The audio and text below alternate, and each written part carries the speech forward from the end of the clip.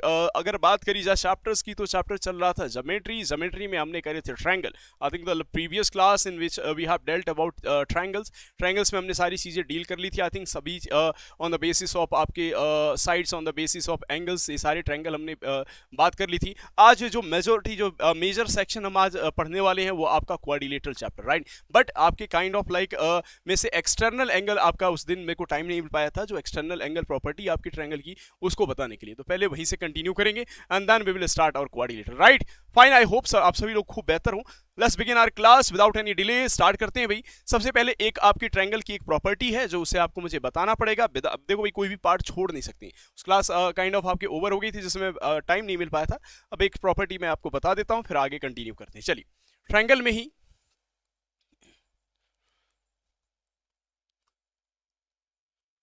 ही आपकी एक प्रॉपर्टी आती है और बेहद ये जरूरी प्रॉपर्टी भी है। आपसे इससे खूब क्वेश्चन पूछे जाते हैं, खूब क्वेश्चन इससे पूछे जाते हैं। चलिए, exterior angle property, exterior angle property of a triangle. चलिए भाई, क्या कहती है ये एक्सटीरियर एंगल प्रॉपर्टी जो है ट्रायंगल की। चलिए इसके बारे में बात कर लेते हैं। सही, चलिए देखिए क्या है ये exterior angle of a triangle, exterior angle of a triangle is equal to the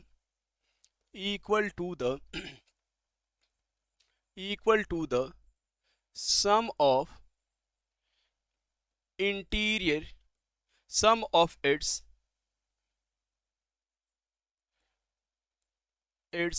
interior opposite angles।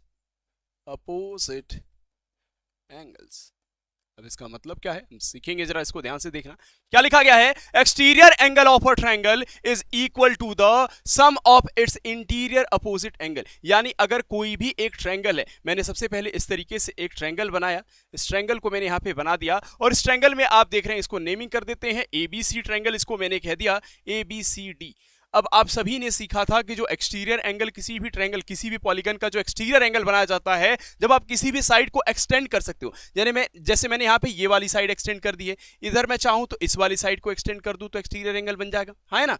इस वाली साइड को अगर मैं क्या कर दूं, एक्सटेंड कर दूं, यहां से इसको भी एक्सटेंड कर दूं तो एक्सटीरियर एंगल बन जाएगा आपके, और इस वाली साइड को भी मैं एक्सटेंड कर दूं तो आपकी क्या बन जाएगा, एक्सटीरियर एंगल बन जाएगा। यानी कि, और एक्सटीरियर एंगल बनता कैसे ये भी बताया था कि जब भी आप किसी साइड को, किसी भी एक साइड को एक्सटेंड कर देते हो तो जो आपकी प्रोलॉन्ग्ड या फिर आपके प्रोड्यूस साइड है वो नेक्स्ट साइड के साथ एक एंगल बनाती है और उसी एंगल को आप एक्सटीरियर एंगल कह रहे होते हो, है ना। ये वाली साइड को आपने प्रोड्यूस किया तो प्रोड्यूस करने के बाद जो इसके जस्ट बगल में जो साइड है इसके साथ ये एंगल बना लेगी, राइट। इस वाली साइड को भी आपने इधर प्रोड्यूस किया तो ये क्या कर लेगी, इसके साइड वाले जो आपका इसके जस्ट नेक्स्ट टू इसके जो नेक्स्ट साइड है उस साइड के साथ ये एक एंगल बना लेगी और इसी एंगल को आप एक्सटीरियर एंगल कहते हो। अब इसमें प्रॉपर्टी में क्या कही गई है, बात ये सुनना जरा भाई। इसको अगर मान लो मैं कहता हूं एंगल ए, इसको क्या कह दिया मैंने, एंगल ए, इसको मैंने कहा एंगल बी और इसको कहा मैंने angle C, small ABC, right. आपसे अगर इस वाले एंगल को निकालने के लिए कहा जाए, चलिए भाई इसको मैं नाम देता हूं 1, इसको मैं कह देता हूं 2 और इसको मैं कह देता हूं 3। भाई 1 2 3 यहां पे एक्सटीरियर एंगल है, देखना मैं यहां लिख देता हूं एक्सटीरियर एंगल्स कौन कौन से हैं, यहां पे एक्सटीरियर एंगल्स हैं आपके एंगल 1, एंगल 2 और एंगल 3। यही तो 3 एंगल्स आपके एक्सटीरियर एंगल हैं। यहां पे मैं इंटीरियर एंगल की बात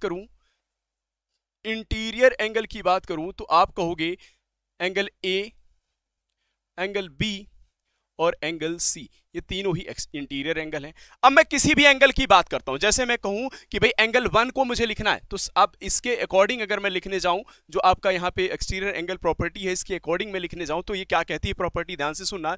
exterior angle of a triangle, यानी एंगल 1 की मैं अगर बात करूं तो ये एक्सटीरियर एंगल है, is equal to the sum of its interior opposite angle. तो इसका ये वाला जो एंगल एक्सटीरियर एंगल है, इसका इंटीरियर एंगल कौन सा होगा, तो आप कहोगे इसके साथ लगा हुआ जो इंटीरियर एंगल है वो कौन सा है, वो सी है। ठीक है, वो सी है, लेकिन ये एंगल आपको कंसीडर नहीं करना है, ये वाला एंगल आपको कंसीडर नहीं करना है, इसके जो अपोजिट इंटीरियर एंगल है, इसके अपोजिट इंटीरियर एंगल कौन कौन से हैं, तो आप कहोगे एक तो एंगल ए और एक एंगल सी, यानी इसके अपोजिट आपके इंटीरियर एंगल कौन कौन से हैं, आप कहोगे एंगल ए और एंगल बी। तो अगर आपको एंगल 1 लिखना होगा तो आप लिखोगे angle 1 is equal to angle A plus angle B, यानी जो एक्सटीरियर एंगल 1 है ये किन दोनों एंगल के सम के बराबर होगा, तो दो इंटरनल एंगल्स जो हैं आपके, दो इंटरनल एंगल्स हैं जो इसके बिल्कुल अपोजिट में हैं, वो है ए और बी, इन दोनों के सम के बराबर होगा। राइट, आई होप ये बात आप सभी के समझ में आ रही होगी। अगर मैं यहां से लिखूं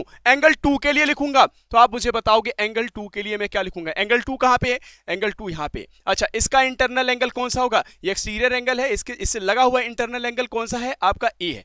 ए के अपोजिट में कौन से दो एंगल्स हैं जो आपके बेसिकली इंटरनल एंगल है, तो आप कहोगे बी और सी, यानी एंगल 2 एक्सटीरियर एंगल 2 आपके किन दोनों इंटीरियर एंगल के सम के बराबर होगा, तो आप कहोगे एक तो बी के बराबर और एक तो सी के बराबर होगा। मैं पूछूंगा आपसे एक्सटीरियर एंगल 3 किन दोनों एंगल्स के, किन दो इंटरनल एंगल्स के बराबर होगा, तो आप कहोगे भाई 3 ये है, 3 से लगा हुआ इंटरनल एंगल बी है, बी के अपोजिट, बी को आप अगर छोड़ दो तो बाकी के दो एंगल्स कौन से रह गए आपके, इसके अपोजिट में दो एंगल ए और सी रह गए, तो यानी ये एक्सटीरियर एंगल 3 किन दो एंगल्स के सम के बराबर होगा, तो एंगल ए और एंगल सी के बराबर होगा, एंगल ए और एंगल सी के बराबर होगा। राइट, जी हाँ बिल्कुल, दैट्स करेक्ट। अब जरा देखना, इसी पे कुछ क्वेश्चंस भी आपके पूछे जाते हैं, खूब अच्छे क्वेश्चंस इस पे बनते हैं, और इन क्वेश्चंस की बात कर लेते हैं। चलिए, the very first question is on your screen. सबसे पहले क्वेश्चन की बात कर लेते हैं कि भाई बताना, एक्सटीरियर एंगल प्रॉपर्टी पे ही ये रिलेटेड क्वेश्चंस होंगे आपके।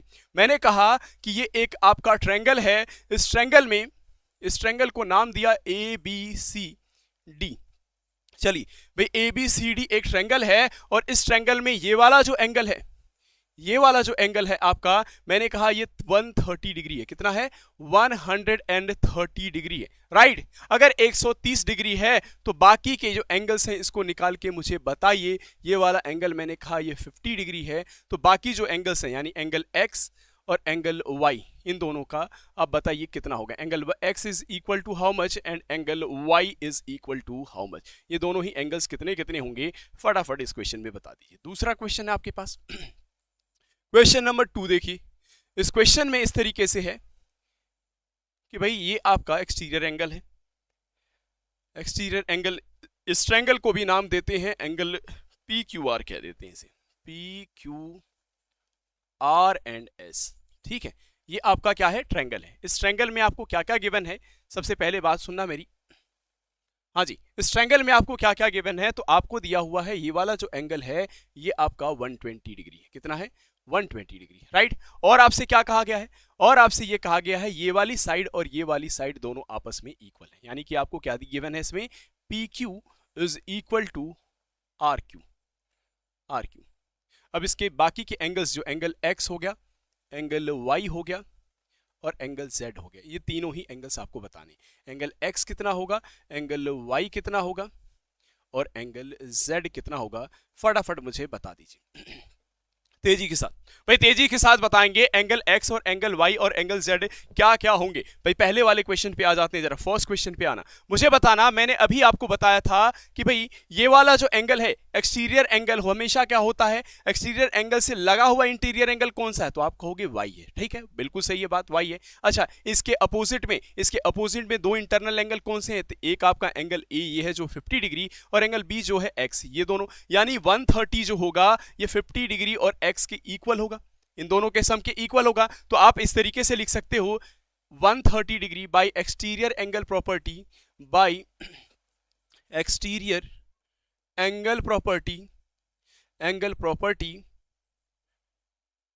एक्सटीरियर एंगल प्रॉपर्टी से आप लिख सकते हो 130 डिग्री जो एंगल है ये किन दोनों एंगल के सम के बराबर होगा, तो आप कहोगे 50 डिग्री के और साथ साथ एंगल एक्स के बराबर होगा। यहां से आप एंगल एक्स निकाल सकते हो, 50 डिग्री को आप इधर सेंड करोगे तो 130 डिग्री माइनस 50 डिग्री, यहां से आपका एंगल एक्स निकल के आ जाएगा। एंगल एक्स कितना आ जाएगा, तो आप कहोगे एंगल एक्स जो है यहाँ पे आपका आ जाएगा 120 डिग्री, 120 भाई 30 चला गया, नहीं 80 डिग्री, 80 डिग्री आ जाएगा यहाँ पे, हाँ है ना, 80 डिग्री, यही तो आएगा आपके। भाई एंगल एक्स आ गया आपका कितना 80 डिग्री 80 डिग्री। तो क्या आप एंगल वाई नहीं निकाल सकते हो? एंगल वाई आप वैसे भी लगा सकते हो, लीनियर पेयर आपको पता है ये कितना हो रहा अभी, ये आपका 130 है, तो एंगल वाई जो बेसिकली होगा ये कितना हो जाएगा 50 डिग्री होगा, है ना 50 डिग्री होगा। क्लियर सी बात है 50 डिग्री होगा। अच्छा मुझे इसमें से कोई ये बताना चाहे कि भाई अगर इसके दो साइड्स दो एंगल इक्वल होंगे, एक तो ये 50 डिग्री होगा और ये 50 डिग्री हो गया, यानी ये दोनों ही एंगल्स आपस में इक्वल हो गए, तो इस ट्रायंगल का कौन से दो साइड्स इक्वल होंगे? आप में से कोई मुझे ये बताना चाहे। मैंने क्या कहा, मेरी बात ध्यान से सुन लेना भाई। हमने एंगल ए निकाला, वो भी 50 डिग्री आ गया। यहां पे ये वाला एंगल जो निकाला है एंगल वाई, ये भी 50 डिग्री आ गया, यानी एंगल वाई भी कितना है आपका 50 डिग्री है। आप समझते हो कि भाई लीनियर पेयर से ये पूरे ही एंगल्स का सम 180 डिग्री होगा, ये 130 है तो ये आपका 50 डिग्री होगा। अगर ये 50 डिग्री है, ये 50 डिग्री है, तो इसमें कौन से दो ऐसे साइड्स होंगे दो आपस में इक्वल होंगे? Any one of you would like to tell me, इस ट्रायंगल के कौन से ऐसे दो साइड्स हैं जो आपस में इक्वल होंगे? जरा फटाफट मुझे बता दीजिए, मुझे बताइए इस ट्रायंगल के कौन से दो साइड्स आपकी आपस में इक्वल होंगे? तेजी के साथ बताएंगे, देखते हैं भाई कौन बता पाता है इसको। अंशु पाठक ने कहा है बी ए और बी सी, बी ए और बी सी। बाकी कोई और बताना चाहे तो बताइए जरा। आकाश सुखोई कह रहे हैं ए सी और बी सी, ए सी और बी सी।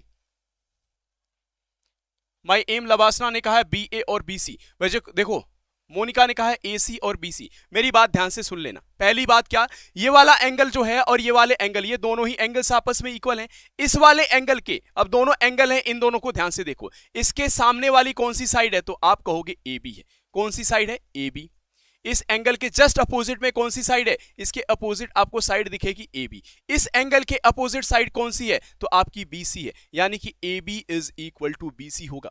जो बच्चे A B is equal to B C बता रहे हैं दे आर टोटली करेक्ट। जो लोग कह रहे हैं ए सी दे आर रॉन्ग। फिर से मेरी बात सुन लेना, क्योंकि ये वाला एंगल इक्वल है, इसके सामने साइड है आपकी ए बी, ये वाला एंगल इक्वल है, इन दोनों, ये वाला एंगल 50 डिग्री है और इसके सामने साइड है बी सी। तो यानी कौन कौन से दो साइड्स बराबर होंगे?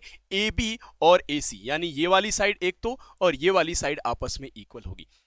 जिन बच्चों ने भी कहा है ए बी और आपके B C they are totally correct, उनकी बात बिल्कुल सही है, राइट। अब यहां से आपने एंगल्स निकालनी है सारे। इस वाले ट्रायंगल में आ जाना जरा। इस ट्रायंगल की अगर मैं बात करूं तो एंगल जेड कोई भी देखते ही बता सकता है कि ये आपका 120 डिग्री है, तो ये पूरा का पूरा आपके लीनियर पेयर बन रहा है। तो एंगल जेड कितना हो जाएगा? आप कहोगे 60 डिग्री। भाई आंख बंद करके आप कोई भी बता सकता है कि एंगल जेड कितना होगा आपका, ये तो 60 डिग्री हो जाएगा। चलिए अब मैं बात करता हूं इन दोनों एंगल की, इन दोनों एंगल्स की। तो सबसे पहले आप देख रहे हैं कि इसके दो साइड्स भी इक्वल दे रखे हैं। कौन कौन से साइड है? तो एक तो पी क्यू और एक आपका आर क्यू। ये दोनों ही साइड्स अगर आपस में इक्वल हैं तो इनके अपोजिट एंगल्स को ढूंढो। कौन कौन से? इस वाले साइड का अपोजिट एंगल कौन सा है? इसके साइड का, यानी एंगल एक्स, एंगल एक्स। और इस वाले साइड के अपोजिट एंगल कौन सा है? इसके साइड के एंगल अपोजिट है जेड, यानी यहां पे एंगल एक्स और एंगल जेड ये भी दोनों आपस में इक्वल होंगे। अब एंगल जेड आपको पता लग गया है तो एंगल एक्स भी कितना होगा? ये भी 60 डिग्री होगा। एंगल एक्स भी आपका कितना होगा? 60 डिग्री हो गया। अब ऑब्वियस सी बात देख लेना, ये भी 60, ये भी 60 हो गया, तो भाई तीसरी साइड भी 60 होगी। इसके पास कुछ ऑप्शन ही नहीं रह गया, यानी तीनों के तीनों यहाँ पे साइड्स आपके इक्वल होंगे। 60 60 60 डिग्री आ जाएगा। ये भी 60 है भाई, ये दोनों आपस में इक्वल दे ही दिए गए, तो ये भी 60, यानी कि तीनों एंगल 60 60 60 डिग्री के हो जाएंगे। 60 60 60 डिग्री के तीनों ही एंगल्स हो जाएंगे, राइट। ध्यान रहेगी बात। चलिए बहुत ही बढ़िया, गुड। नेक्स्ट क्वेश्चन देखना जरा भाई। थर्ड क्वेश्चन है इसी में, क्वेश्चन नंबर 3 इसी से रिलेटेड। ये एक ट्रायंगल है और इस ट्रायंगल के ये तीनों ही साइड्स आपस में इक्वल दे रखे हैं, ए बी सी और डी। इनके एंगल्स हैं, ये वाला एंगल x है, ये एंगल y है, ये एंगल z है और ये वाला एंगल कह सकते हैं w है। बताइए ये सारे एंगल्स कितने होंगे? एंगल x कितना होगा, एंगल y कितना होगा, एंगल y कितना होगा, एंगल z कितना होगा और एंगल w कितना होगा? तेजी के साथ फटाफट बता दीजिए। हाँ जी, ऑलरेडी गिवन है कि इसके तीनों के तीनों साइड्स आपस में क्या है? इक्वल हैं। तो भाई आप क्लियर सी बात जानते हो, हम इक्विलेटरल ट्रायंगल पढ़ चुके हैं और इक्विलेटरल ट्रायंगल में क्लियर सी बात आपको बताई गई थी कि भाई किसी ट्रायंगल में अगर आपके तीनों साइड्स इक्वल होंगे तो उनके तीनों इंटरनल एंगल्स भी आपस में इक्वल होंगे। भाई क्लियर सी बात आप कहोगे कि भाई इक्विलेटरल ट्रायंगल बन रहा है, तो इक्विलेटरल ट्रायंगल में आपके तीनों ही साइड्स इक्वल होने वाली हैं, यानी कि यहाँ पे एंगल x भी आपका 60 डिग्री होगा, एंगल y भी आपका 60 डिग्री होगा और एंगल z भी 60 डिग्री होगा। और ये तीनों अगर आपके 60 डिग्री हैं, ये 60 डिग्री है, तो ये इनका पूरा का पूरा लीनियर पेयर एंगल w हो जाएगा आपका 120 डिग्री। ये सारे 60 डिग्री हो जाएंगे और आपका एंगल w हो जाएगा 120 डिग्री। ये कितना आ जाएगा? 120 डिग्री। हाँ है ना? जी हाँ, बिल्कुल 60 और 120 डिग्री आपका बिल्कुल ही सही जवाब है। आ जाते हैं अब क्वाड्रिलेटरल पे। क्वाड्रिलेटरल पे आ जाना जरा, बहुत ही इंपॉर्टेंट है आपका क्वाड्रिलेटरल, और इसे ध्यान से सुनना।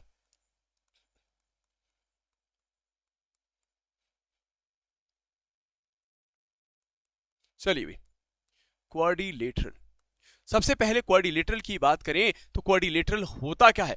बहुत सारे आपने सुने होंगे क्वाड क्वेंट्रीज हैं। क्वाड मतलब होता है 4, यानी कि एक ऐसा close figure, a close figure, closed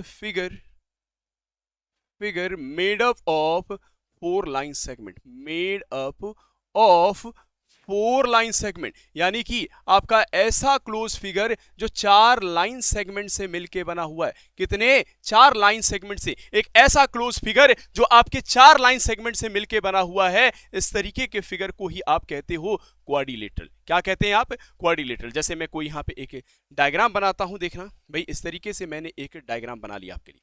अच्छा, अब इसमें कुछ कुछ चीजें ध्यान रखनी है। ए बी सी डी एक क्वाड्रिलेटरल बना लिया, इसका कोई स्पेसिफिक नाम अभी नहीं दे रहे हैं भाई। क्वाड्रिलेटरल में सारी चीजें पढ़ेंगे, लेकिन इसमें अब नाम अभी नहीं दिया है कि भाई ये क्या हो गया आपका, ए बी सी डी आपका क्वाड्रिलेटरल हो गया। इस क्वाड्रिलेटरल में क्या क्या चीजें आपको ध्यान रखनी है, तो भाई यहां से बहुत सारे क्वेश्चन बन जाएंगे। सबसे पहले क्वाड्रिलेटरल के नंबर ऑफ साइड्स कितने होंगे? नंबर ऑफ साइड्स की बात करी जाए तो टोटल नंबर ऑफ साइड्स आपके कितने होंगे? 4। 4 साइड्स होंगे। कितने? 4। और साइड्स कौन कौन से हैं यहाँ पे? तो आप कहोगे A B, B C, C D और डी ए, ये साइड्स है भाई। यहां से क्या? A B, B C, C D और यहां से डी ए, 4 साइड्स है। मैं पूछूं आपसे नंबर ऑफ एंगल्स बताइए, नंबर ऑफ एंगल्स बताइए, तो भाई एंगल्स कितने हो जाएंगे? तो एंगल्स भी आपके कितने हो जाएंगे? Internal angle. कितने नंबर की बात कर रहा हूं? Number of angles, number of internal angle, internal angles. तो इंटरनल एंगल्स भी कितने हो जाएंगे? आप कहेंगे 4 एंगल्स। कितने? 4 एंगल्स। कौन कौन से भाई? तो angle A, angle B, angle C और एंगल डी, ये 4 एंगल्स हो जाएंगे। हाँ है ना? Angle A B C D, ये 4 यहाँ पे एंगल्स हो जाएंगे। वर्टेक्स की बात करी जाए, वर्टिस, तो आप वर्टिसेस कहोगे। वर्टिसेस कितने हैं? तो वर्टिसेस भी यहाँ पे 4 आपको नजर आएंगे। कौन कौन से भाई? तो वर्टिसेस को मैं एक बार काइंड ऑफ हाईलाइट करता हूँ। ए वर्टिसेस, बी वर्टिसेस, सी वर्टिसेस और डी वर्टिसेस। कौन कौन से भाई? वर्टिसेस को हमेशा आप कैपिटल लेटर से आप डिनोट करते हो, ए बी सी और डी, ये चारों वर्टिसेस हैं। क्या है भाई? 4 के 4 वर्टिसेस हैं, वर्टेक्स कहते हैं जिसे आप। और आगे बात करते हैं भाई, नंबर ऑफ डायगोनल्स कितने बन सकते हैं? नंबर ऑफ डायगोनल्स कितने बनाए जा सकते हैं? नंबर ऑफ डायगोनल्स कितने बनाए जा सकते हैं? तो भाई पहली बात तो मुझे यही बता दो कि नंबर ऑफ डायगोनल्स निकालने का फॉर्मूला क्या था। सबसे पहले मैं देखना चाहूंगा स्क्रीन पे किसके थ्रू सबसे पहले ये फॉर्मूला लिख के आता है। Right, quickly let me know कि नंबर ऑफ डायगोनल्स निकालने का फॉर्मूला क्या है। देखते हैं कौन सबसे पहले इसका जवाब देता है। क्विकली लेट मी नो कि नंबर ऑफ डायगोनल्स निकालने का फॉर्मूला क्या था आपके। देखते हैं सबसे पहले स्क्रीन पे फॉर्मूला कौन लिखता है। I am having a look at your screen section only. 2 diagonals होंगे, ये नहीं पूछ रहा मैं, बिल्कुल क्लियर सी बात है कि 2 डायगोनल्स होंगे। नंबर ऑफ डायगोनल्स निकालने का फॉर्मूला क्या था आपको जो बताया गया था, वो मुझे बताओ लिख के। नंबर ऑफ डायगोनल्स निकालने का फॉर्मूला क्या था आपका? अभी तक स्क्रीन पे किसी ने भी नहीं लिखा, सब कह रहे हैं 2 2 2। भाई बिल्कुल 2 है। एक बच्चे ने लिखा n-2/2। जी नहीं, बिल्कुल गलत। n-2/2 नहीं है नंबर ऑफ डायगोनल्स। सार्थक चौधरी ने सबसे पहले लिखा, दैट्स ग्रेट, बहुत अच्छे बेटा, बहुत। उसके बाद लिखा है आकाश सुखोई ने। इन दोनों ही बच्चों ने बिल्कुल सही लिखा है, n/(n-3/2)। ये था आपका फॉर्मूला, n/(n-3/2) ये फॉर्मूला था। और अगर आप भूल जाएंगे भाई, चार्ट वगैरह सारी चीजें बनवा रखी हैं, अगर आप चीजों को मेंटेन करते नहीं चलोगे तो ऐसे काम नहीं चलने वाला है। आप फॉर्मूले में भी रख के निकाल लीजिए, चाहते हैं तो n/(n-3/2) करके भी निकालना चाहते हैं भाई। ऑब्वियस सी बात है, कितने नंबर ऑफ साइड्स हैं? 4 नंबर ऑफ साइड्स हैं, यहां पे रखोगे तो 4, 4 माइनस 3 1 आ जाएगा, 2 से कैंसिल करोगे तो ये 2 टाइम में कैंसिल होगा, 2 आपका नंबर ऑफ डायगोनल्स 2 आ जाएंगे। वैसे भी आपको पता है कि 4 साइडेड अगर कोई सा भी पॉलीगन है, क्वाड्रिलेटरल है, तो उसमें आपके नंबर ऑफ डायगोनल्स कितने होंगे? 2 डायगोनल्स होंगे। कितने डायगोनल्स होंगे? 2 डायगोनल्स होंगे। और यहां पे अगर मैं डायगोनल्स को देखने की कोशिश करता हूं तो कौन कौन से डायगोनल? एक तो आपका AC डायगोनल हो जाएगा, दूसरा कौन सा होगा? एक आपका डायगोनल हो जाएगा यहां से BD। तो कौन कौन से डायगोनल्स है? एक आपका AC डायगोनल है यहां पे, और दूसरा क्या है आपका? BD diagonal, diagonal BD। अब इसकी बात सुनना भाई, डायगोनल्स भी आपको बताए गए थे, मैंने आपको बताया था कि डायगोनल्स क्या होते हैं, तो इस सभी आपको याद रखना है। डायगोनल्स मैंने बताए थे कि जब भी एक ऐसी लाइन सेगमेंट जो नॉन कंसेक्यूटिव का मतलब लगातार न आने वाले वर्टेक्स को ज्वाइन करती है, उसी लाइन सेगमेंट को क्या कहा जाता है? उसी लाइन सेगमेंट को आप कहते हो कि ये एक डायगोनल है। तो आप देखना लगातार इसके, अगर ए वर्टेक्स को मैं पकड़ के देखूं तो इसके बाद आने वाला वर्टेक्स कौन है? इसका कंसेक्यूटिव वर्टेक्स कौन कौन से हो जाएगा? एक तो बी हो जाएगा, एक तो डी हो जाएगा। लेकिन सी इसका कंसेक्यूटिव वर्टेक्स नहीं है, ये नॉन कंसेक्यूटिव हो जाएगा, यानी लगातार ना आने वाला। तो भाई जब मैंने इसको पॉइंट को और इस वर्टेक्स को ज्वाइन कर दिया, तो ये जो लाइन सेगमेंट एसी है यही कहलाती है diagonal of a polygon. Diagonals निकाल दिया। मैं आपसे पूछूं सम ऑफ ऑल इंटीरियर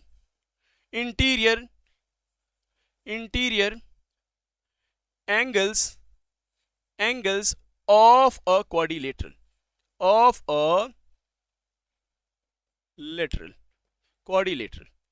कितना होगा? अगर आप इंटरनल एंगल्स, सारे इंटरनल एंगल्स, कौन कौन से इंटरनल एंगल हैं? एक तो एंगल ए है, एंगल बी है, एंगल सी है और एंगल डी है। ये चारों एंगल्स का अगर आप सम करो, इन चारों एंगल्स का अगर चार, भाई ऑब्वियस सी बात है, चार इंटरनल एंगल्स बनेंगे, तो हमेशा किसी भी क्वाड्रिलेटरल के चार इंटरनल एंगल का सम कितना होगा? कितना होगा? तो भाई आप सभी जानते हैं, फॉर्मूला था n-2 इंटू 180। 4 है, n की वैल्यू 4 है, 4 माइनस 2 आपके 2 आ जाएगा, 2 इंटू 180 यानी कि 360 डिग्री, 360 डिग्री होगा। कितना होगा? 360 डिग्री। ध्यान रखेंगे इस बात को। और अगर मैं एक्सटीरियर एंगल की बात कर लूं, एक्सटीरियर एंगल की अगर मैं बात कर लूं, तो sum of all exterior angle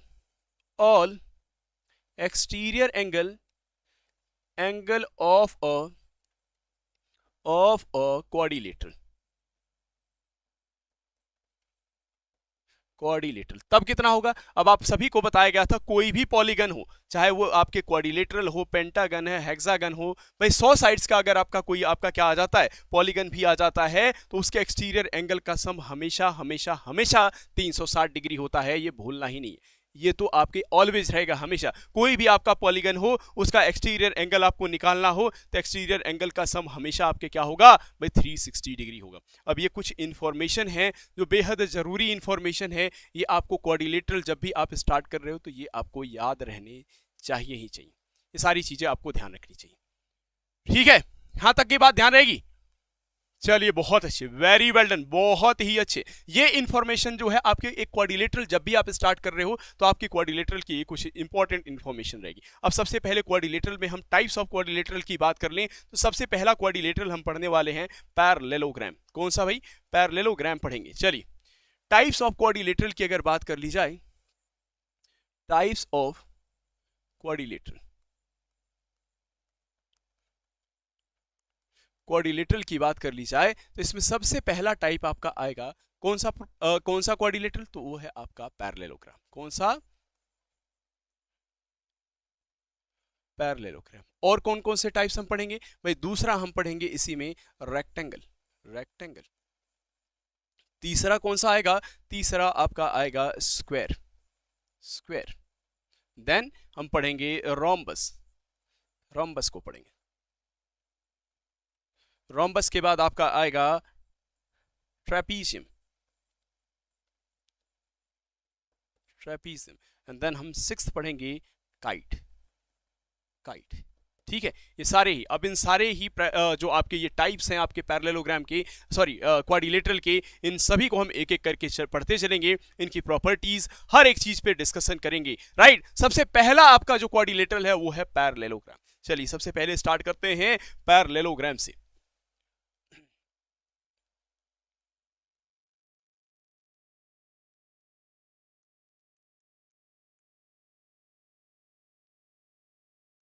parallelogram. चलिए भी पैरेललोग्राम से स्टार्ट करते हैं। सबसे पहला क्वाड्रिलेटरल आपका आ गया पैरेललोग्राम, और पैरेललोग्राम में आपको कुछ कुछ चीजें ध्यान रखना, आप खुद ही मुझे बताते चलोगे प्रॉपर्टीज, हम प्रॉपर्टीज को लिखते हुए चलेंगे। सबसे पहले इसका डायग्राम बनाता हूं मैं।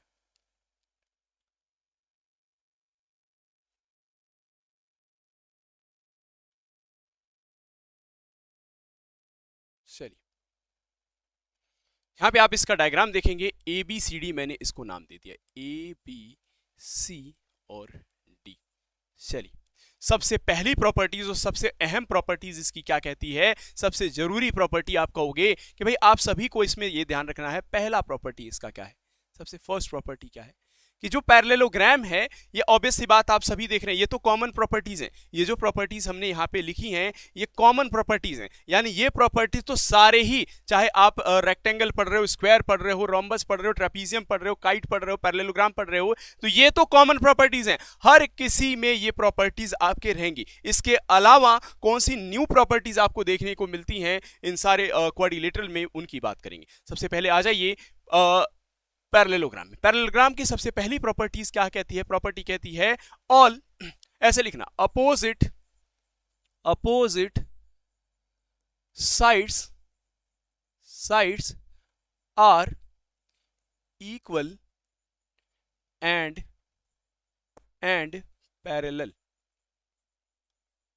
पहली प्रॉपर्टी क्या है, इसमें जो अपोजिट साइड्स हैं, यानी ए बी की अपोजिट साइड कौन सी है, सी डी है, और बीसी की अपोजिट साइड कौन सी है, तो डी ए, यानी ये वाली साइड इस वाले साइड के आपके क्या है, अपोजिट है, तो ये दोनों आपस में इक्वल होंगे। इक्वल के साथ साथ ये पैरेलल भी हैं, एक दूसरे के पैरेलल हैं, इन दोनों को आप इधर एक्सटेंड करते चलो, आप ए बी को इधर एक्सटेंड करो, सी डी को इधर एक्सटेंड करो, ये कभी भी लाइंस आपस में मीट नहीं करेंगी। उसी तरीके से आपकी जो बीसी साइड है और डी ए साइड है, ये भी दोनों आपस में पैरेलल हैं, इसे जितना मर्जी आप एक्सटेंड करते चले जाओ, इधर की साइड या फिर इधर की साइड आपस में कभी भी मीट नहीं करेंगी। तो ये क्या है, आपस में इक्वल के साथ साथ पैरेलल भी हैं। तो मैं ये बात लिख सकता हूं, यहां पे क्या लिख सकता हूं कि A B is equal to C D, A B किसके इक्वल है, सी डी की, और साथ साथ इसके क्या है, ए बी सी डी के पैरेलल भी है। तो ये पैरेलल का साइन आप जानते हैं, जब भी दो रेलवे ट्रैक, ध्यान रखें ना, रेलवे ट्रैक बीच में ऐसे आपके थोड़े से इंक्लाइंड बनते हैं, तो आप ध्यान रखना ये आपके पैरेलल के साइन है, ये पैरेलल के साइन है, यानी कि A B is equal to C D भी है और ए बी सी डी के पैरेलल भी है। दूसरी बात देख लेना, यहाँ पे बी सी जो है ये किसके इक्वल है, ये डी ए के इक्वल है, डी ए के इक्वल है, और बी सी डी ए के इक्वल है, और साथ साथ बी सी डी ए के पैरेलल भी है, बी सी डी ए से पैरेलल भी है। ध्यान रखेंगे बात, दोनों बात ध्यान साथ साथ चल रही है। दूसरी प्रॉपर्टी पे आते हैं, जरा सेकंड प्रॉपर्टी पे आते हैं, प्रॉपर्टी नंबर 2 पे। दूसरी प्रॉपर्टी क्या कहती है, ध्यान से सुनना, बिल्कुल करेक्ट, बिल्कुल ही करेक्ट है कि भाई आपके opposite sides are equal and parallel, बिल्कुल सही बात कही आप लोगों ने। ठीक है, दूसरी प्रॉपर्टी पे आ जाना जरा।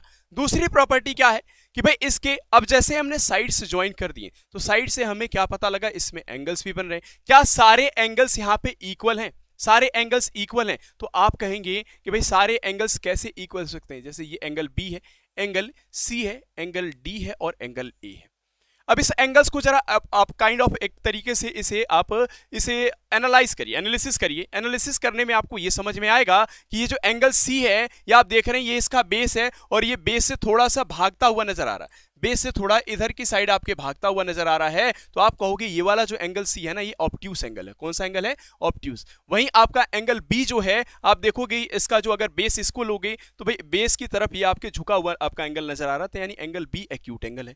ये बात तो आप सभी को दिखाई दे रहा होगा, एंगल बी कैसा है, आपका एक्यूट एंगल है। वहीं एंगल ए की बात मैं करूं तो आप कहोगे एंगल ए भी क्या है, आपका ऑब्ट्यूस एंगल है। कौन सा एंगल है, ऑब्ट्यूस एंगल है। आप देखिए ये अगर बेस है और ये इससे, यानी कि अगर ये बेस मानते हो तो इससे ये वाला एंगल थोड़ा सा, यानी अगर ए बी को बेस मानते हो इस तरीके से, तो आपको ये वाली साइड थोड़ी सी बिल्कुल भागी हुई नजर आ रही है, यानी 90 डिग्री से भी थोड़ी दूर भागती हुई नजर आ रही, यानी कि आप इसको भी कहोगे एंगल ए और एंगल सी, ये दोनों ही एंगल्स आपस में क्या है, ये दोनों एंगल ऑब्ट्यूस एंगल है। उसी तरीके से एंगल बी और एंगल डी, ये दोनों ही एंगल एक्यूट एंगल है, हाँ है ना। और मैंने आपको बताया था कि जब भी ऑब्ट्यूस और आपके एक्यूट का कॉम्बिनेशन बनता है, ऑब्ट्यूस एंगल और आपके एक्यूट एंगल का जब कॉम्बिनेशन बनता है, तो वो क्या बनाते हैं, वो सप्लीमेंट्री एंगल बनाते हैं, यानी कि 180 डिग्री बनाते हैं। है ना। सप्लीमेंट्री एंगल कैसे बनता है, जब भी आपके एक ऑब्ट्यूस एंगल आए और दूसरा आपका क्या हो रहा होता है कि सप्लीमेंट्री एंगल 180 डिग्री जब ही बनेंगे कि काइंड ऑफ जब दो एंगल्स जो हैं आपस में क्या हो जाएं, एक ऑब्ट्यूस और दूसरा आपका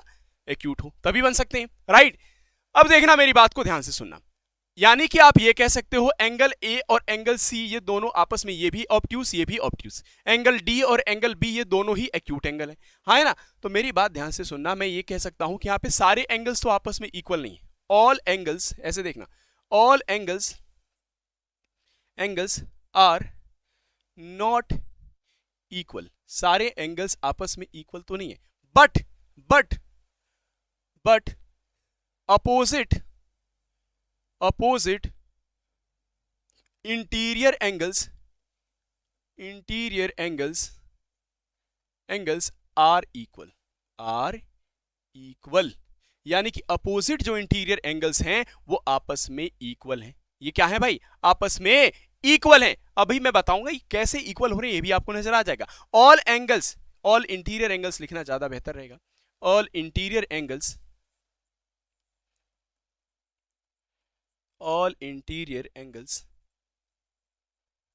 are not equal but opposite interior angles are equal. इसका मतलब यह है कि मैं ये कह सकता हूं angle A is not equal to angle B, is not equal to angle C, is not equal to angle D. इस तरीके से नहीं कह सकता हूं ये सारे आपके एंगल्स आपस में सारे के सारे एंगल्स इक्वल, लेकिन मैं ये जरूर कह सकता हूं कि एंगल ए जो है एंगल सी के बराबर है। किसके, angle A is equal to angle C and angle B is equal to angle D, angle B is equal to angle D. ये बात कहना सही होगा, अरे हाँ है ना।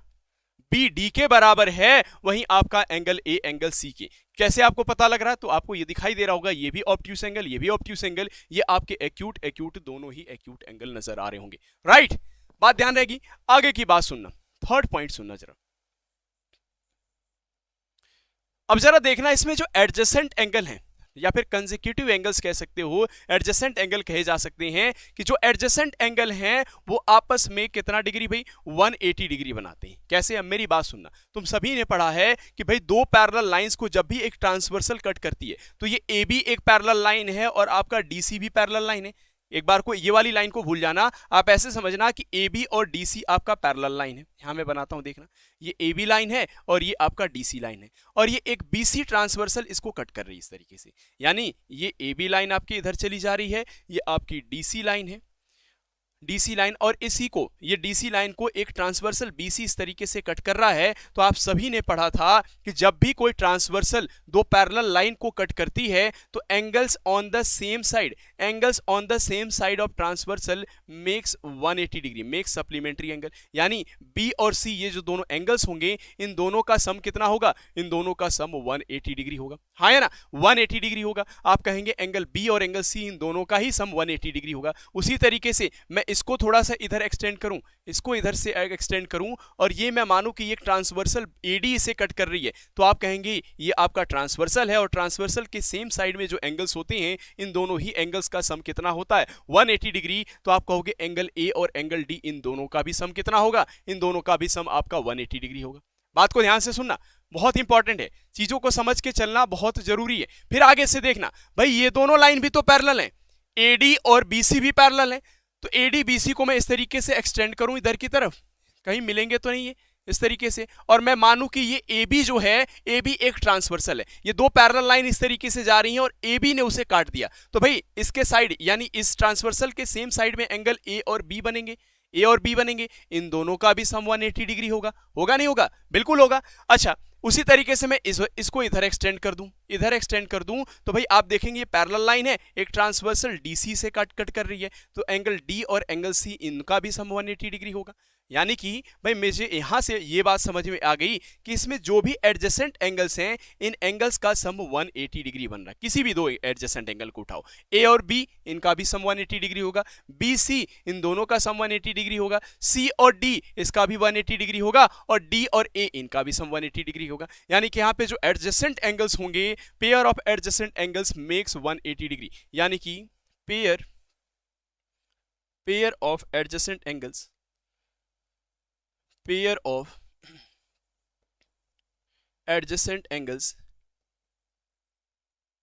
या फिर काइंड ऑफ ऐसे लिख लेना, sum of adjacent angles, sum of adjacent angles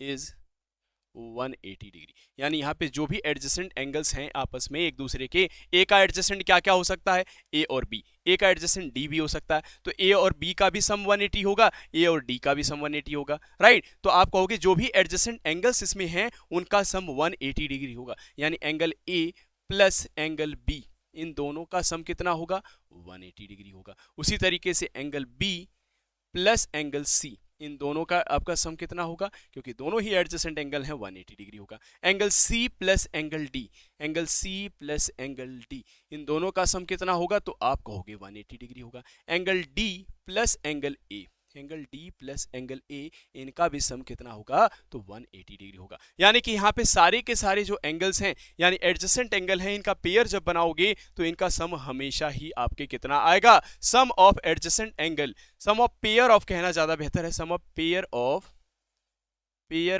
भाई सारे, क्योंकि ए का एडजेसेंट, तो भाई इस तरीके से तो आप कहोगे सम ऑफ पेयर ऑफ, दो का पेयर बने, pair of adjacent angles is 180 degree. एक तो ये आपका तीसरी प्रॉपर्टी है, राइट। अब अगली प्रॉपर्टीज पे चलते हैं, जरा अगली प्रॉपर्टीज पे चलते हैं, ध्यान से सुनना सारी प्रॉपर्टीज, भाई देखो अच्छे से समझना बहुत ही जरूरी है, हर एक प्रॉपर्टी को समझ के चलेंगे।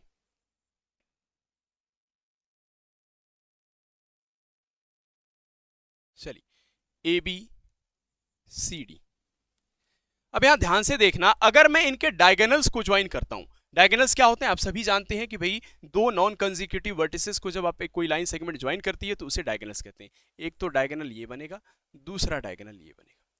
मैं पूछूं आपसे क्या ये डायगोनल्स जो हैं आपस में इक्वल हैं, तो भाई इसके डायगोनल्स आप में से कोई बताना चाहे whether the diagonals these two diagonals are equal और नॉट, तो आप कहोगे डायगोनल्स इक्वल नहीं होते हैं। भाई पैरेललोग्राम के डायगोनल्स आपस में इक्वल नहीं होते हैं, ध्यान रखेंगे। Diagonals are not equal in length, इनके डायगोनल्स इक्वल नहीं है लेंथ में। बट एक चीज बड़ी अच्छी होती है इनकी कि ये डायगोनल्स इक्वल तो नहीं है, लेकिन एक दूसरे को ये क्या कर सकते हैं, एक दूसरे को ये आपके क्या करेंगे, बाइसेक्ट करते हैं। ये दोनों एक दूसरे को क्या करेंगे, बाइसेक्ट करेंगे। बाइसेक्ट का मतलब क्या है, आधे आधे पे काटेंगे, आधे हाथ पे काटेंगे। यानी कि बात क्या है, इसका मतलब समझना, diagonals are not equal in length but bisect each other, bisect each other, एक दूसरे को बिल्कुल बाइसेक्ट करते हैं, बाइसेक्ट ईच अदर। यानी इसका मतलब साफ है कि भाई यहां पे जो डायगोनल्स है कौन कौन से, मैं कहूं A B, A C is not equal to B D, BD, तो ये बात बिल्कुल ठीक है, ये दोनों आपस में इक्वल नहीं है, दोनों ही डायगोनल्स आपके इक्वल नहीं है। AC और BD ये दोनों डायगोनल्स आपस में इक्वल नहीं है, लेकिन ये एक दूसरे को बाइसेक्ट करते हैं। बाइसेक्ट करने का मेरा क्या मतलब है, इस वाले BD डायगोनल की जितनी भी लेंथ भी होगी ये बिल्कुल आधे आध पे कट रही होगी। अगर 8 सेंटीमीटर इसकी लेंथ होगी तो ये 4 में बढ़ जा रहा होगा। उसी तरीके से ये वाला अगर 6 सेंटीमीटर का होगा AC तो ये आपके 3 सेंटीमीटर में बढ़ जा रहा होगा। इसका मतलब क्या है कि भाई मैं यहां से क्या लिख सकता हूं, यहां से ये लिखा जा सकता है कि भाई OA is equal to OC, OA और OC एक दूसरे के इक्वल होंगे, और आपके OB is equal to OD, ये आपस में इक्वल होंगे। मतलब ये दोनों ही आपके डायगोनल्स क्या करते हैं, एक दूसरे को बाइसेक्ट कर रहे होते हैं, बाइसेक्ट करते हैं यानी कि मिड पॉइंट पे आपके काटते हैं, यहाँ पे बिल्कुल मिड पॉइंट पे काट रहे होते हैं। ध्यान रहेगी बात, अरे बात ध्यान रहेगी। चलिए बहुत अच्छी, ये आपका 4th पॉइंट था। 5वां पॉइंट देखना, अगर ये आपका क्या है, एक पैरेललोग्राम है, इस पैरेललोग्राम की अगर मैं बात करूं ABCD एक पैरेललोग्राम है, तो इसमें ध्यान से बात सुनना। अगर मैं एक डायगोनल बनाता हूं इस तरीके से, एक डायगोनल मैंने बनाया, केवल एक डायगोनल बनाया, ठीक है, तो मुझे ये बताना इसमें आपको 2 ट्रायंगल दिखाई देंगे। एक ट्रायंगल ये दिखाई दे रहा होगा, दूसरा ट्रायंगल ये दिखाई दे रहा होगा, यही तो दिखाई दे रहे हैं। अब इन दोनों में थोड़ा ट्रायंगल को एनालाइज करते हैं, एनालिसिस करना जरा। मुझे बताओ, आपने पढ़ा था कि जो आपके पैरेललोग्राम के अपोजिट साइड्स होते हैं वो आपस में इक्वल होते हैं, यानी ये वाली साइड इस साइड के बराबर होती होगी और ये वाली साइड इस साइड के बराबर होती होगी, और ये जो आपका है ये कॉमन साइड हो जाता होगा, यानी ये दोनों ही ट्रायंगल्स आपस में कैसे हैं, कॉन्ग्रुएंट है। दोनों ही ट्रायंगल्स आपस में कैसे होते होंगे, कॉन्ग्रुएंट। अभी आप कॉन्ग्रुएंसी आपने नहीं पढ़ी होगी, लेकिन इतना जान के चलना, 9th वाले तो जरूर जानते होंगे। अगर ये दोनों ही ट्रायंगल्स आपस में कॉन्ग्रुएंट हैं तो इन दोनों का एरिया भी क्या होगा, इन दोनों ही ट्रायंगल का एरिया भी क्या होगा, आपस में इक्वल होगा, राइट। मैंने क्या कहा कि भाई आप देख सकते हैं साइड साइड साइड कॉन्ग्रुएंसी आप सभी ने पढ़ी होगी। क्या है, मैंने कहा कि भाई ये वाली साइड इस साइड, दो ट्रायंगल बन गए इसमें, कौन कौन से, एक ADB ट्रायंगल और यहां से मैं कह सकता हूं कि BCD ट्रायंगल, दो ट्रायंगल बने। इन दोनों ही ट्रायंगल का AB साइड इस ट्रायंगल का और CD साइड इस ट्रायंगल का दोनों इक्वल हैं। उसी तरीके से BC इस ट्रायंगल का और AD इस ट्रायंगल का, और ये जो DB आपकी साइड है, ये तीसरी साइड, ये दोनों में कॉमन है, दोनों ट्रायंगल को बनाने में यूज हो रही है, यानी ये दोनों ट्रायंगल्स आपस में कॉन्ग्रुएंट हैं। और जब भी दो ट्रायंगल्स आपस में कॉन्ग्रुएंट हो जाते हैं तो इनकी एरिया जो होती है आपस में इक्वल होती है। यानी आप ये कह सकते हो कि एक डायगोनल जो है, पांचवा पॉइंट आप इसी में ध्यान रखना, diagonals diagonal divide a parallelogram into two equal halves in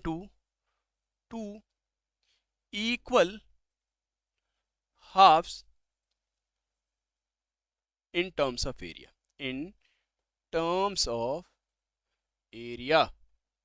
यानी इसका मतलब क्या है कि भाई इसमें जब एक आपने डायगोनल बनाया तो ये डायगोनल जो है इस पैरेललोग्राम को दो इक्वल भाग में बांट देगा, किस टर्म्स में, एरिया के टर्म्स में। तो मैं यहां से कह सकता हूं एरिया ऑफ ट्रायंगल, कौन से ट्रायंगल भाई, ABD ट्रायंगल कह देता हूं मैं।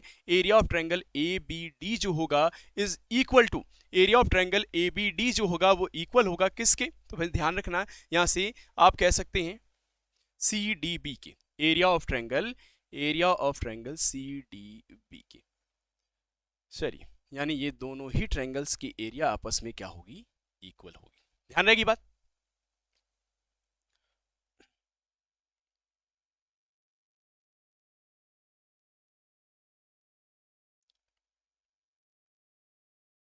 ठीक है, बिल्कुल सही बात, ध्यान रखिए बात। ये कुछ प्रॉपर्टीज थी और बहुत ही आपके इंपॉर्टेंट प्रॉपर्टीज थी एक आपके पैरेललोग्राम के ये बहुत ही इंपॉर्टेंट प्रॉपर्टीज थी। फिर भी एक बारी और मैं इसे रिपीट कर देता हूं। क्या मैंने सबसे पहले बताया कि जो आपके पैरेललोग्राम हैं उनके अपोजिट साइड्स इक्वल और पैरेलल होते हैं, अपोजिट साइड्स इक्वल और पैरेलल हैं। दूसरी प्रॉपर्टी थी all interior angles are not equal, सारे के सारे इंटीरियर एंगल्स आपस में इक्वल नहीं होते हैं, लेकिन अपोजिट इंटीरियर एंगल्स इक्वल होते हैं। यानी आप कहेंगे angle A is equal to angle C, angle B is equal to angle D। आप देख के भी समझ सकते हैं ये दोनों ही आपके ऑब्ट्यूस एंगल हैं और ये दोनों ही आपके क्या हो जाएंगे, आपके दोनों काइंड ऑफ एक्यूट एंगल हो जाएंगे। अब जरा देखो कैसे, ये कैसे मान कैसे लोगे कि भाई ये ऑब्वियस सी बात है ये इक्वल है। तो कोई सा आप एंगल मान के देखो, आपको पता है ये एक्यूट एंगल है, तो एक्यूट एंगल मानना है, इसे एक्यूट एंगल मान सकते हो या फिर इसे ऑब्ट्यूस मान सकते हो। चलो मैंने इसे मान लिया कि वाला आपका कितना डिग्री का है,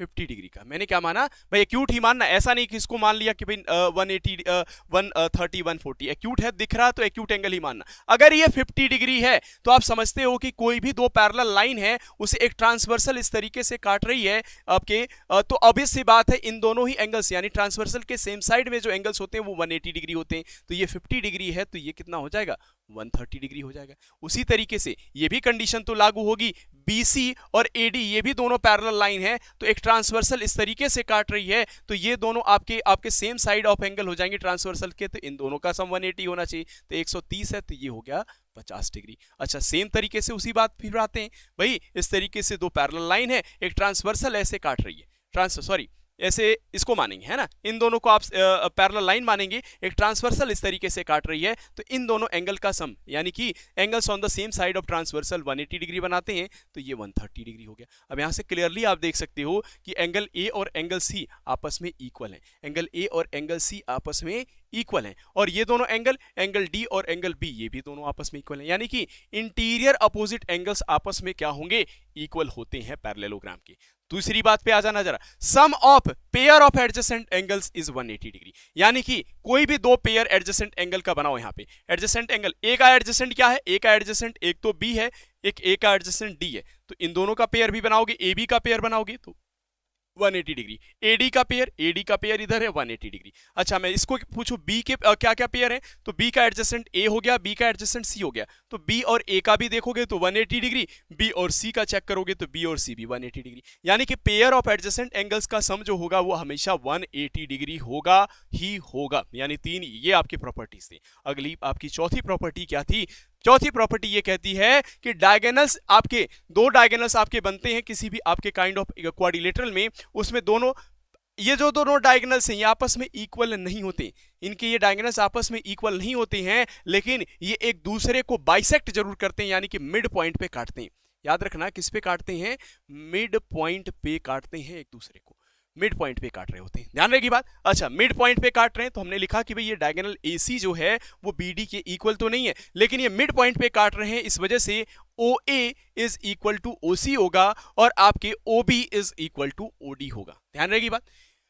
लास्ट हमारा पॉइंट था कि जब भी हम क्या करते हैं, किसी एक पैरेललोग्राम में एक डायगोनल ड्रॉ करते हैं, तो डायगोनल उस पैरेललोग्राम को दो इक्वल हाफ्स में डिवाइड कर देता है इन टर्म्स ऑफ एरिया। और आपने देखा भी था कि भाई इसके दो ट्रायंगल यहाँ पे बन गए, जैसे एक डायगोनल हमने ड्रॉ किया, यहाँ से ABC एक ABD एक ट्रायंगल बन गया और एक आपका BCD ट्रायंगल बन गया। इन दोनों ही ट्रायंगल्स को हमने देखा कि भाई इसके एक साइड इसका इसके इक्वल है, ये वाली साइड इस दोनों ट्रायंगल्स की इक्वल है, और एक आपकी कॉमन साइड होगी, यानी कॉन्ग्रुएंसी से साइड कॉन्ग्रुएंसी से ये तीनों आपके दोनों ही ट्रायंगल्स इक्वल हो गए। अगर ये दोनों ही ट्रायंगल्स आपके कॉन्ग्रुएंट हैं तो आप कह सकते हैं इन दोनों का एरिया भी आपस में इक्वल होगा।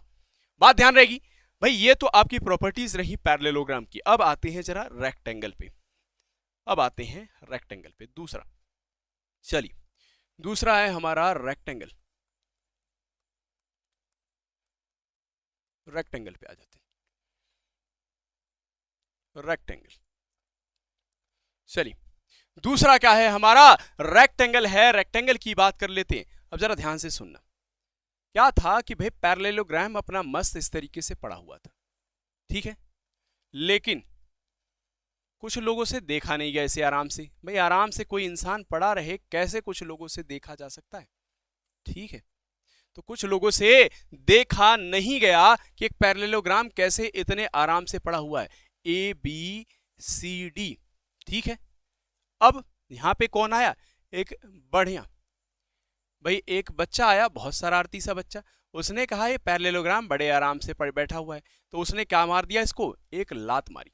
क्या मारा भाई, लात मार दी। डायग्राम पे मत जाना। जैसे ही इसने एक लात मारी इसको, इस पैरेललोग्राम की, पैरेललोग्राम क्या हो गया, सीधा हो गया। ऐसे टेढ़ा पड़ा हुआ था, सीधा हो गया, और सीधे होके यहाँ पे बन जाता है क्या, ये बन जाता है रेक्टेंगल। यानी यहां से ये बात तो क्लियर तुम्हें हो गई होगी कि जो रेक्टेंगल है वो किससे बना हुआ है, ये बना किससे, यानी कि आपके रेक्टेंगल बना हुआ है किससे, पैरेललोग्राम से। अब इसको मैं नाम देता हूं PQRS। PQRS आपका रेक्टेंगल बन गया। कौन बन गया भाई, PQRS रेक्टेंगल बन गया। यहाँ पे आपके इस रेक्टेंगल की, अब भाई ये बना किससे, तो आप कहोगे बना किससे है, पैरेललोग्राम से रेक्टेंगल बना है। यानी कि अगर पैरेललोग्राम से ही ये बना है तो कुछ ना कुछ प्रॉपर्टीज इसके अंदर इनहेरिट हुई होंगी। इनहेरिटेंस पढ़ते हो, इनहेरिटेंस कहने का क्या मतलब है कि इससे कुछ ना कुछ प्रॉपर्टीज इसने अपने अंदर ली होगी, ठीक है। कुछ ना प्रॉपर्टीज इसके अंदर आपके आई होंगी। इसी वजह से आप ध्यान रखना कि रेक्टेंगल को पैरेललोग्राम भी कहा जा सकता है। ध्यान रहेगी बात। रेक्टेंगल को आप क्या कह सकते हो, रेक्टेंगल को पैरेललोग्राम भी कहा जा सकता है। लेकिन क्या पैरेललोग्राम को रेक्टेंगल कहा जा रहा है, अब ये पूरी प्रॉपर्टीज बताने के बाद इस बात को मैं कंक्लूड करूंगा, ठीक है। तब तक के आप भी सोचते रहिए, क्या रेक्टेंगल को अगर मैं पैरेललोग्राम कह रहा हूं तो क्या रेक्टेंगल को भी पैरेललोग्राम को भी रेक्टेंगल कहा जा सकता है या फिर नहीं कहा जा सकता, इस बात को सुनना, ठीक है। ध्यान रहेगी बात। चलिए 10 ग्रेड। सर मॉक टेस्ट कब होता है, देखिए आज जो आपका कमिंग संडे है उसमें मॉक टेस्ट लेके आ रहे हैं, उसका मॉक टेस्ट भी रहेगा, उसके सॉल्यूशन कराए जाएंगे, ठीक है। तो तैयार रहिए आप लोग।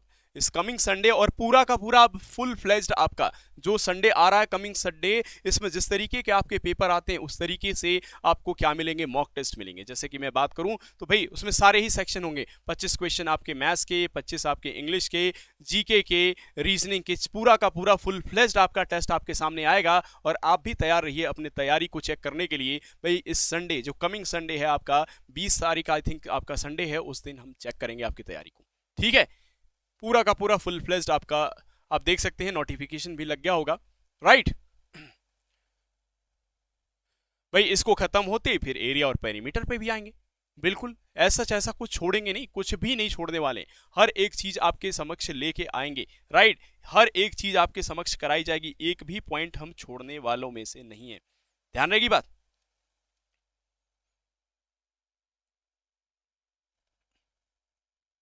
रीजनिंग का कब होता है? रीजनिंग का यार देखो, रीजनिंग का आपके सैटरडे संडे में एक आध क्लास लगती है, ठीक है।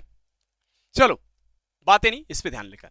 अब रेक्टेंगल जो बना आपके पैरेललोग्राम से ही बना, तो काइंड ऑफ आप कह सकते हो रेक्टेंगल पैरेललोग्राम से बन रहा है, तो इसकी प्रॉपर्टीज भी आपके क्या हो जाएंगी, मैच। कुछ ना कुछ प्रॉपर्टीज इससे इसने इनहेरिट करी होगी, इससे ली होगी। तो सबसे पहली प्रॉपर्टीज आपकी लिखना, a rectangle is a parallelogram, a rectangle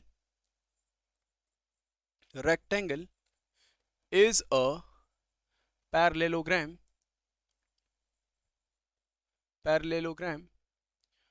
having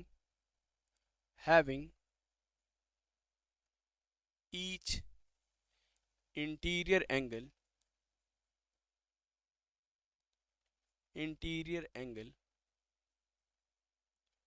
of 90 degree. यानी एक रेक्टेंगल क्या है, एक पैरेललोग्राम है, राइट, जिसकी एक भी अगर interior angle, each interior angle 90 degree की हो जाती। अब इसमें ध्यान देने वाली ये बात है कि मानो कि भाई अब सबसे पहले क्या क्या भाई इससे इनहेरिट करने वाली प्रॉपर्टीज, जैसे कि मैं कहूं प्रॉपर्टीज की ही बात करूं तो इस तरीके से देखना। पहली प्रॉपर्टीज, भाई प्रॉपर्टीज में आप ध्यान देना कि इससे कुछ प्रॉपर्टीज ये लेके आएगा, तो ये प्रॉपर्टी तुम्हें उसमें भी देखने को मिली थी कि opposite sides are equal and parallel। क्या ये आपके पैरेललोग्राम में भी ये प्रॉपर्टीज थी? तो आप कहेंगे जी हाँ, वही प्रॉपर्टी आपको किस में देखने को मिल रही है, वही प्रॉपर्टी आपको रेक्टेंगल में भी देखने को मिल रही है। जैसे आप कहोगे PQ is equal to RS और PQ is parallel to RS, दोनों बात सही है, ठीक है। P और आपके क्या है, QR is equal to PS, QR is equal to SP कह दो, तो यहां से QR is parallel to SP, दोनों बात सही रहेंगे भाई, है ना। भाई अपोजिट साइड्स क्या हैं, इक्वल और पैरेलल हैं। इसके अपोजिट साइड्स यानी ये वाली साइड इसके इक्वल पैरेलल होगी, ये वाली साइड्स आपस में इक्वल पैरेलल होगी, ध्यान रखिए भाई। अच्छा मेरी बात ध्यान से सुनना, अगर इसके इंटरनल एंगल्स, ये जो इंटरनल एंगल्स, एक भी इंटरनल एंगल अगर 90 डिग्री हो जाता है, राइट, अगर एक भी इंटरनल एंगल इसका 90 डिग्री हो जाता, मान लो मैंने एक एंगल इसका 90 डिग्री बना दिया, किसी एक पैरेललोग्राम का ही एक एंगल अगर 90 डिग्री बना दिया, तो बाकी के साइड, भाई ऑब्वियस सी बात आप समझ रहे हो कि ये पैरेलल साइड है, ये भी पैरेलल साइड है, और पैरेलल साइड्स को जब भी कोई ट्रांसवर्सल काटेगा तो इन दोनों का सम 180 डिग्री होना चाहिए, सप्लीमेंट्री एंगल बनाते हैं। यानी कि सेम साइड में आपके जो एंगल्स होते हैं किसी भी ट्रांसवर्सल के, वो 180 डिग्री, तो ये 90 डिग्री है तो इसे भी 90 डिग्री होना पड़ेगा, राइट। उसी तरीके से ये वाला एंगल, भाई आपके ये दोनों पैरेलल लाइंस हैं, PS और QR एक ट्रांसवर्सल इस तरीके से काट रहा है, तो इन दोनों का सम 180, तो ये 90 है तो ये भी 90 हो जाएगा, और उसी तरीके से ये भी 90 हो जाएगा। यानी इसके सारे आपके इंटरनल एंगल अगर 90 डिग्री हो जाते हैं, एक भी अगर एंगल पैरेललोग्राम का 90 डिग्री हो गया, तो सारे एंगल्स को 90 डिग्री होना पड़ेगा, राइट। तो ऑब्वियस ही बात है, आप कहोगे all angles internal angles, all internal angles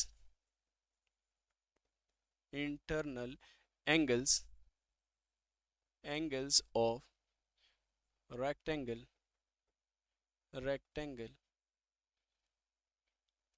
are equal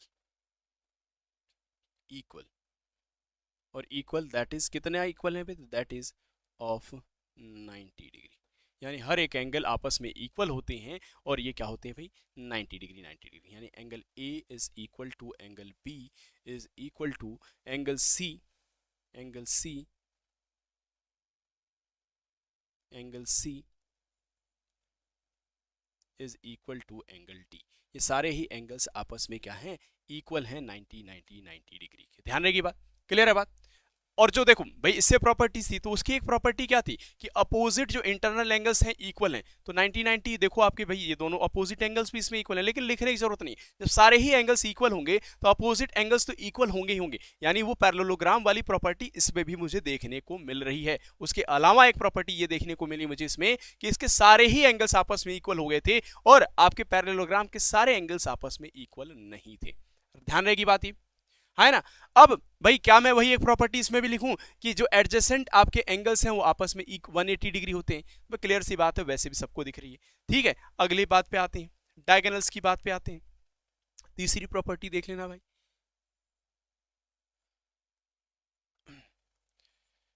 P Q R S. अब डायगोनल्स की बात करते हैं भाई। डायगोनल्स की अगर मैं बात करूं तो इसमें जो आपके डायगोनल्स बनेंगे वो डायगोनल्स की लेंथ जो होती है आपस में इक्वल होती है। क्या होती है, इक्वल होती है। जैसे कि यहां पे देखना, अब आप ध्यान से देखना भाई, इसमें इसके जो डायगोनल्स होंगे, तीसरा पॉइंट इसमें ध्यान रखना, लेंथ ऑफ डायगोनल, ऐसे लिख देता हूं, diagonals are equal in length, यानी इसके जो डायगोनल्स होंगे वो आपस में क्या होंगे, इक्वल होंगे। यानी मैं कह सकता हूं P R is equal to Q S, ये दोनों ही डायगोनल्स आपस में इक्वल है। डायगोनल्स क्या होते हैं इसके, आपस में इक्वल होते हैं। नेक्स्ट प्रॉपर्टी क्या है, diagonal bisect each other, diagonals bisect each other, एक दूसरे को बाइसेक्ट करते हैं। भाई बाइसेक्ट कर रहे हैं यानी कि आप कह सकते हो कि भाई ये वाला इसके इक्वल होगा, ये वाला इसके इक्वल होगा, और जब बराबर है तो चारों आपस में इक्वल होंगे, यानी आप कह सकते हो OP is equal to OQ is equal to OR is equal to OS। ये चारों ही क्या है, आपस में इक्वल है। यानी कि डायगोनल्स एक दूसरे को क्या कर रहे होते हैं, बाइसेक्ट कर रहे होते हैं, और बाइसेक्ट करेंगे तो OP is equal to OQ, OQ is equal to OS, यानी कि सारे के सारे आपस में इक्वल होंगे। ध्यान रहेगी बात, चलिए बहुत अच्छी। अच्छा, नेक्स्ट प्रॉपर्टी पे आ जाते हैं, प्रॉपर्टी नंबर 5 पे। एक बात और ध्यान रखना कि भाई क्या अगर मैं पूछूं कि ये जो डायगोनल्स हैं, ये डायगोनल्स यहाँ पे जो इंटरनल एंगल्स हैं इनको भी बाइसेक्ट करते हैं क्या, डायगोनल्स ये इंटरनल एंगल्स को बाइसेक्ट करते हैं या फिर नहीं, कोई आप में से बताना चाहे। जो डायगोनल्स हैं, diagonals bisect internal angles of a rectangle और नॉट, कोई आप में से बताना चाहे। Diagonals of a rectangle bisect it's internal angles और नॉट। देखते हैं आप में से कोई बताना चाहे तो क्विकली बताइए जरा कि जो डायगोनल्स हैं आपके किसी भी एक रेक्टेंगल के जो डायगोनल्स हैं इंटरनल एंगल्स को भी बाइसेक्ट करते हैं या फिर नहीं, तेजी से बताइए। नो नो नो, बहुत अच्छी बात। कुछ बच्चे यस कह रहे हैं तो गलत है भाई, देखना डायगोनल्स नहीं बाइसेक्ट करते हैं। Diagonals of rectangle do not bisect internal angle, bisect internal angle को बाइसेक्ट नहीं करते हैं, राइट। ये बाइसेक्ट नहीं कर रहे होते हैं, यानी कि ये जो 90 डिग्री यहाँ पे बन रहा है आपका, इसको ये बाइसेक्ट नहीं करते हैं। ध्यान रखिए बात। अच्छा, एक चीज और ध्यान रखना है यहाँ पे, जो डायगोनल्स हैं आपके इस तरीके से, अगर मैं डायगोनल यहाँ पे बनाता हूँ इस तरीके से, देखना PQRS नाम दे रखा तो वही नाम लेके चलते हैं भाई,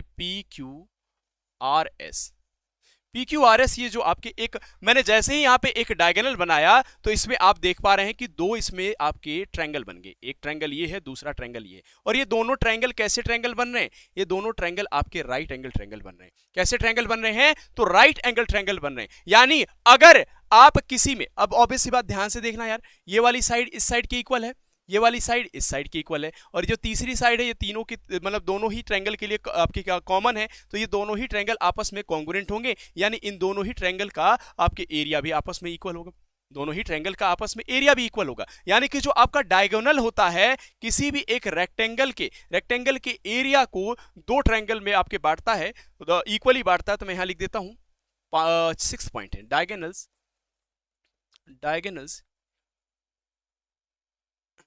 divide a rectangle into two equal halves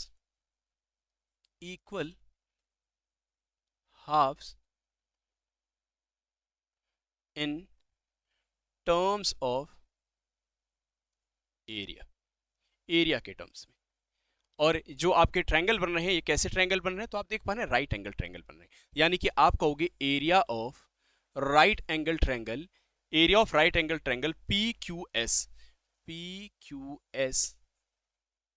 PQS is equal to area of right angle triangle भाई PQS मैंने यहां दिखा तो मैं RSQ मानता हूं, RSQ।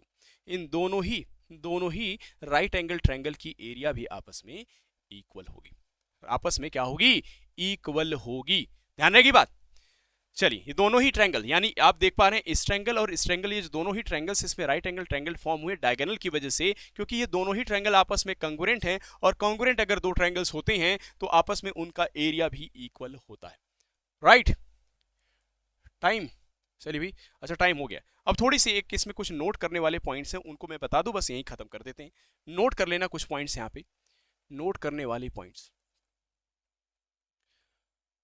वाले पॉइंट्स कुछ हैं, कुछ पॉइंट्स ऐसे हैं जिन्हें आपको नोट करना जरूरी है, ठीक है। सबसे पहली बात, तो क्या मैं सारे ही रेक्टेंगल को मैं इस तरीके से कह सकता हूं कि रेक्टेंगल्स आपके पैरेललोग्राम होते हैं, तो जी हाँ बिल्कुल होते हैं। तो आप लिखेंगे all the rectangles are parallelogram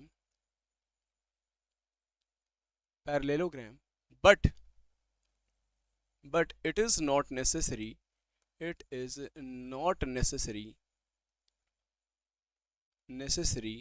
that all parallelogram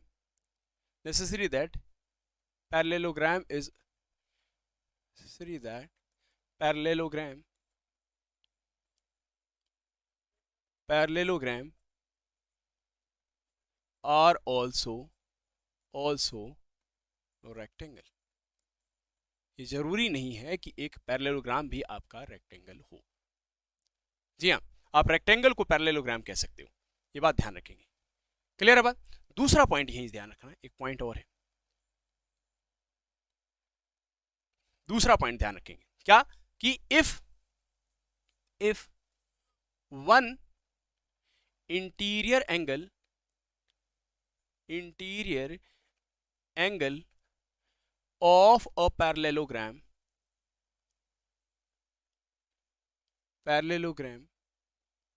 become 90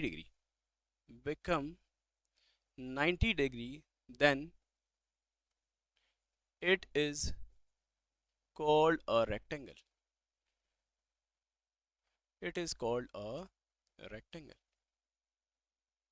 यानी कि अगर एक एंगल भी आपके किसी पैरेललोग्राम का 90 डिग्री हो जाता है तो उसे आप रेक्टेंगल बुला सकते हो, ध्यान रखेंगे बात को। अच्छा, तीसरा पॉइंट इसी में क्या ध्यान रखना है, थर्ड पॉइंट भी इसी का, if diagonals of a parallelogram